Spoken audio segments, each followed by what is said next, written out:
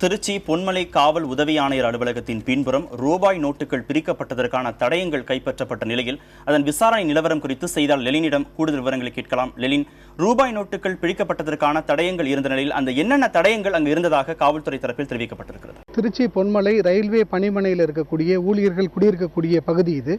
இந்த பகுதியில் இன்று காலை இந்த வழிபோக்காக சென்ற குமரப்பன் அப்படிங்கிற நபர் வந்து பார்த்துருக்காரு. ஏதோ காற்றுல பறந்துகிட்டு இருக்கு, இது ஊதா கலரில் பச்சை கலரில், இது என்ன இது அப்படின்னு பார்க்குறதுக்காக வந்து கீழே குனிஞ்சு பார்த்துருக்காரு. அப்படி பார்க்கும்போது வங்கிகளுடைய பணக்கட்டுகளில் அந்த பேண்டு இருக்கு இல்லையா, அந்த ரூபாய் நோட்டுகளில் கட்டப்பட்டிருக்கக்கூடிய அந்த பிளாஸ்டிக் பேண்டட் தான் வந்து அங்கே கடந்திருக்கு.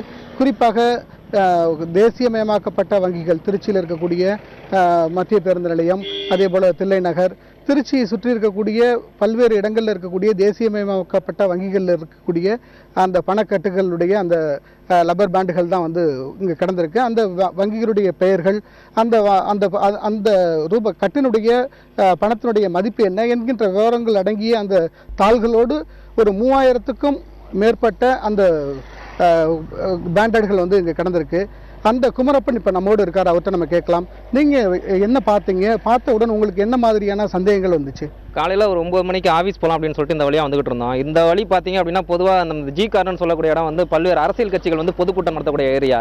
இந்த பக்கம் பொன்மலையில் பார்த்தீங்கன்னா பல்வேறு அரசியல் தலைவர்கள் இருக்கக்கூடிய கட்சியில் இருக்கக்கூடிய தலைவர்கள்லாம் இங்கே இருக்காங்க. இந்த பகுதி எப்படின்னா கருவேல முள் அடர்ந்த ரயில்வேவுடைய முறைகட்ட நிர்வாகத்தின் காரணமாக இங்கே வந்து கருவேல முட்கள்லாம் நிறைய இருக்குது. இது சமூக விரோதிகளோட கூடாரமாக இந்த பொன்மலை இருக்குது. இந்த இடத்துல பார்த்தீங்கன்னா காவல்துறை ஆணையர் இங்கே இருக்கக்கூடிய அலுவலகம் இங்கே இருக்குது. சிடபிள்யூஎம் ரயில்வேயோட உயர் அதிகாரியான சிடபிள்யூஎம் வீடு இங்கே பக்கத்திலே இருக்குது. ஆர்பிஎஃப்னு சொல்லக்கூடிய அதிகாரியோட இது காவல் நிலையம் இங்கே இருக்குது. இதுக்கு இங்கே நீங்கள் என்ன பார்த்தீங்க அந்த விவரங்களை சொல்லுங்கள். அது குறித்து யார்ட்டையும் புகார் கொடுத்துருக்கீங்களா? இல்லை, புகார் கொடுக்கலாம். இதை பார்த்த உடனே எனக்கு தெரிஞ்ச ஒரு சில பத்திரிகை நண்பர்களுக்கு இதுக்கான தகவலை கொடுத்தேன். இங்கே பார்த்தீங்கன்னா பல்வேறு தேசியமயமாக்கப்பட்ட வங்கிகளுடைய அந்த கவர் இங்கே இருந்தது, காற்றுல பறந்துகிட்டு இருந்தது. சரி, என்னன்னு சொல்லி பார்க்கும்போது இந்த முள்ளு காட்டுக்குள்ள நேகப்பட்ட கொட்டியிருந்தது. இதை பார்த்தோன்னே பத்திரிகை நண்பர்களுக்கு தகவல் கொடுத்தோம். தகவல் கொடுத்த அடிப்படையில் பத்திரிகை நண்பர்கள் வந்தாங்க, இதை எடுத்தாங்க. இது என்னன்னா தேர்தல் ஆணையம் வந்து முறைப்படி நடக்கணும் அப்படின்னு சொன்னால் இந்த மாதிரி பணப்பட்டுவாடா நடக்கக்கூடிய விஷயமா சந்தேகப்படுது.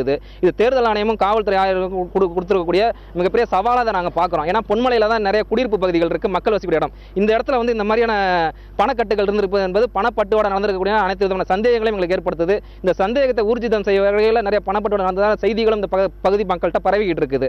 இதன் அடிப்படையில் தேர்தல் ஆணையம், காவல்துறை நிர்வாகம் இவங்க எல்லாருமே என்ன பண்ணி உடனடியாக தலையிட்டு இதுக்கான பிரச்சனைக்கு ஒன்று தீர்வு காணணும். ரெண்டாவது வந்து வியாபாரிகள்கிட்ட கார்த்திகேயன், அதாவது இந்த பகுதியில் பணத்தை வந்து பிரித்ததற்கான தடயங்கள் வந்து இருந்திருக்கு. பல கோடி ரூபாய் மதிப்பிலான பணத்தை இங்கே பிரிச்சிருக்காங்களா, அல்லது வங்கிகளிலிருந்து இங்கே குப்பையாக கொண்டாந்து இந்த துண்டு சீட்டுகளை இங்கே வீசிட்டு போயிருக்காங்களா என்கின்ற சந்தேகங்கள் இங்கே எழுப்பப்படுது.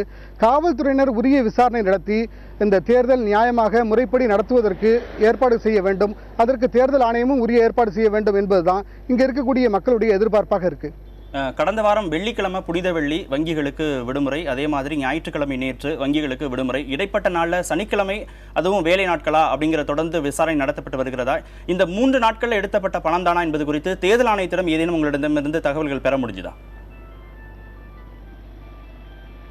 இல்லை, இதுவரை எந்த விதமான புகார்களும் தேர்தல் ஆணையத்திற்கும் அல்லது காவல்துறையினருக்கும் தெரிவிக்கப்படலை. எனவே அது குறித்து எங்களுக்கு விவரம் தெரியாது. எங்களுக்கு முறையாக புகார் வரும்போது அது குறித்து நடவடிக்கை எடுக்கிறோம் அப்படிங்கிற விஷயத்த சொல்லியிருக்காங்க. குறிப்பாக இங்கே இருக்கக்கூடியது ஒரே ஒரு ஏடிஎம் மட்டும்தான். அது மட்டும் இல்லாமல் இங்கு அருகாமையில் வங்கிகள் என்பது கிடையாது. வங்கிகள் பார்த்தீங்கன்னா மண்ணச்சநல்லூர், தில்லை நகர்னு சொல்லக்கூடிய இங்கிருந்து 10 கிலோமீட்டர் 5 கிலோமீட்டர் தூரத்தில் இருக்கக்கூடிய வங்கிகள் தான். குறிப்பிட்ட ஒரு வங்கியிலிருந்து கொண்டு வரப்பட்ட குப்பை என்று சொன்னால் பல்வேறு வங்கிகளுடைய அந்த பணக்கட்டுகள் என்பது இங்க வந்து சேருவதற்கான வாய்ப்பு என்பது இல்லை. எனவே இந்த கட்டுகளுடைய ஆதாரங்களை வைத்துக்கொண்டு யார் இந்த பணத்தை அந்த வங்கிகளிலிருந்து எடுத்தாங்க, என்ன நோக்கத்திற்காக எடுத்தார்கள், இந்த பணம் ஏன் இங்கு கொண்டாந்து வந்து பிரிக்கப்பட்டது என்பது குறித்தெல்லாம் போலீசார் உரிய விசாரணை நடத்தி அதை வந்து வெளிப்படுத்தணும் அப்படிங்கிறது தான், உரிய நடவடிக்கை எடுக்கணும் என்பதுதான் இந்த பகுதி மக்களுடைய எதிர்பார்ப்பா இருக்கு. கார்த்திகேயன், இது தொடர்பான கூடுதல் விவரங்களுக்கு மீண்டும் உங்களை தொடர்பு கொள்கிறோம். லிலி.